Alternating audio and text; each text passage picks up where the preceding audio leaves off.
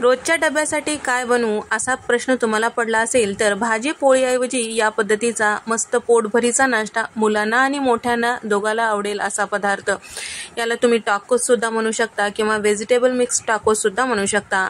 इथे मी 3 कप इतकं गव्हाचं पीठ आणि त्याचबरोबर पाव कप रवा घेतलेला आहे. चवीपुरतं मीठ टाकून घेतलेलं आहे. 4 चमचे तेल टाकलेलं आहे. सगळं मिक्स करूया. ज्या पद्धतीने आपण चपातीचं पीठ तिमून घेतो त्याच पद्धतीने हे पण पीठ तिमून घ्यायचे. चपातीच्या पिठापेक्षा हलकंसं घट्ट असायला पाहिजे, अगदीच पुरीच्या पिठाप्रमाणे नको. तर या ठिकाणी सगळं छान व्यवस्थित पीठ तिमून घेतलेलं आहे. झाकून ठेवूया साधारण 5 ते 10 मिनिटासाठी. तोपर्यंत भाजीची तयारी करूया. ची तयारी करण्यासाठी पहिल्यांदा आपल्याला मिरच्या थोडीशी भाजून घ्यायच्या. लहान मुलांसाठी जर बनवत असाल तर मिरची स्किप करू शकता. आता एका पॅनमध्ये 8 ते 10 लसणाच्या पाकळ्या 4 मिरची टाकून घेतलेली आहेत. परतून घ्यायचं हलकंसं कुरकुरीत होईपर्यंत आणि लसूण थोडंसं लालसर होईपर्यंत. त्यानंतर याला मिक्सरला छान असं बारीक पावडर तयार करून घ्यायचं आहे.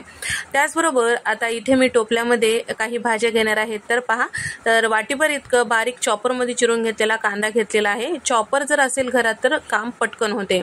सोबतच इथे मी साधारण वाटीभर इतकं पत्तागोबी घेतलेली आहे. बारीक चॉप करून घेतलेला, किसून घेऊ शकता तुम्ही. आणि उकडलेला बटाटा साधारण वाटीभर इतका किसून घेतलेला आहे. तर 2 मध्यम आकाराचे बटाटे किसून यामध्ये टाकून घेतलेले आहे उकडून. त्यानंतर इथे मी चॉपरमधून बारीक असं कट करून घेतलेलं अर्धी वाटी इतकं गाजराच्या फोडी, छोटूसं शिमला मिरची बारीक असं कट करून घेतलेलं टाकून घेतलेलं आहे. मुठभर इतकं फ्रोझन मटर फ्रोझन इथे मी टाकून घेत आहे. मक्याचे दाणे म्हणजे स्वीट कॉर्न. आणि सोबतच इथे मी टाकून घेत आहे अर्धी वाटी इतकं पनीर किसून घेतलेला. आणि त्याचबरोबर यामध्ये 1 मोठा चमचा शेजवान सॉस टाकून घेत आहे. त्याचबरोबर इथे मी टाकत आहे 2 चीजचे क्यूब किसून यामध्ये ऍड केलेला आहे. आणि सोबतच यामध्ये अर्धा चमचा काळे मिरे पूड टाकून घेत आहे. आणि 2 मोठे चमचे इतकं टोमॅटो सॉस टाकून घेत आहे. आणि मिक्सरला फिरवलेलं लसूण आणि लाल मिरची यामध्ये टाकून घेतलेले आहे. सुरुवातीला जे भाजून घेतलेलं होतं ते.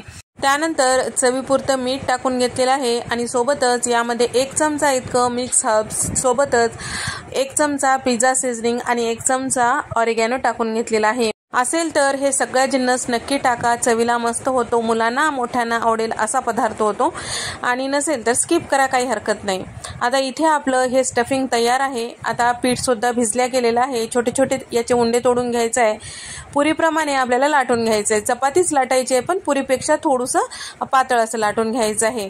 तर या ठिकाणी पीठ किंवा तेल लावून तुम्ही लाटून घेऊ शकता. साधारण 4 ते 5 इथे मी हे चपाती लाटून घेतल्यानंतर भाजून घ्यायचं आहे. तर छोट्या आकारावर केल्यामुळे डब्यामध्ये द्यायला मस्त होतो.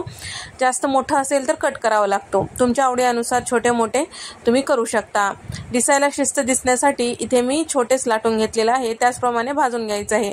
भाजते वेळेस गॅसचा फ्लेम मध्यम ठेवायचा आहे. थोडंसं तेल टाकून आपल्याला भाजून घ्यायचं आहे. हवं तर तुम्ही तूप सुद्धा टाकू शकता किंवा बटर लावून सुद्धा भाजू शकता. तर या ठिकाणी दोन्ही साईडला अर्ध कच्चं म्हणजे अगदीच छान असं लालसर भाजायची काही गरज नाही. परत आपल्याला भाजी लावून परत भाजायचं आहे. त्यासाठी याच पद्धतीने 5 ते 6 फुलके किंवा चपात्या आपल्याला भाजून घ्यायचं आहे. थोडंसं थंड करायला ठेवायचं आहे. सकाळच्या घाई गडबडीमध्ये भाजी पोळी आपण करतोच. या पद्धतीने थोडंसं बदलून जर करताल तर सगळ्यांना आवडेल. स्टफिंग आदल्या दिवशी तुम्ही करून ठेवू शकता. या ठिकाणी हे चपात्या थंड होण्यासाठी आपल्याला अशा पद्धतीने पसरून घ्यायचं आहे. त्यानंतर यावर आपल्याला टोमॅटो सॉस आणि त्याचबरोबर मेयोनीज टाकून घ्यायचं आहे. तर या ठिकाणी दोन्ही मिक्स करून व्यवस्थित असं पसरून घ्यायचं आहे. तुम्हाला जर मेयोनीज टाकायची नसेल तर तुम्ही स्किप करू शकता.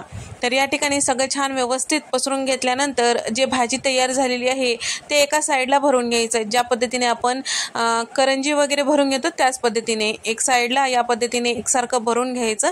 भाजी तुम्हाला कितपत आवडते त्यानुसार तुम्ही भरू शकता. भाजी थोडीशी तिखट कमी ठेवायची म्हणजे जास्त भरलं तरी काही हरकत नाही. सगळ्या भाज्या पोटात जातात आणि पौष्टिक बनतो.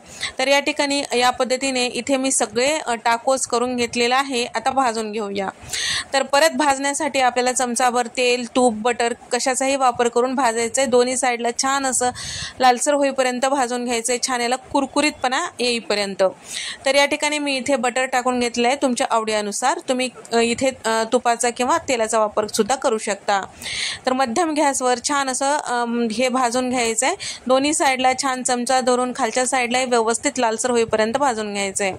यासोबत खाण्यासाठी तुम्ही मेयोनीज देऊ शकता किंवा टोमॅटो सॉस देऊ शकता किंवा नुसतं असं जरी खाल्लं तरी खूप छान चवीला तयार होतो। या पद्धतीने एकदा नक्की ट्राय करून पहा। नेहमीची भाजी पोळी खाऊन कंटाळा आला असेल किंवा डब्याला देऊन कंटाळा आला असेल तर साधा सोपा पर्याय नक्की ट्राय करून बघू शकता। तर तुम्हाला हा व्हिडिओ आवडल्यास व्हिडिओला लाईक करा, शेअर करा आणि सबस्क्राईब करायला मात्र विसरू नका। अशाच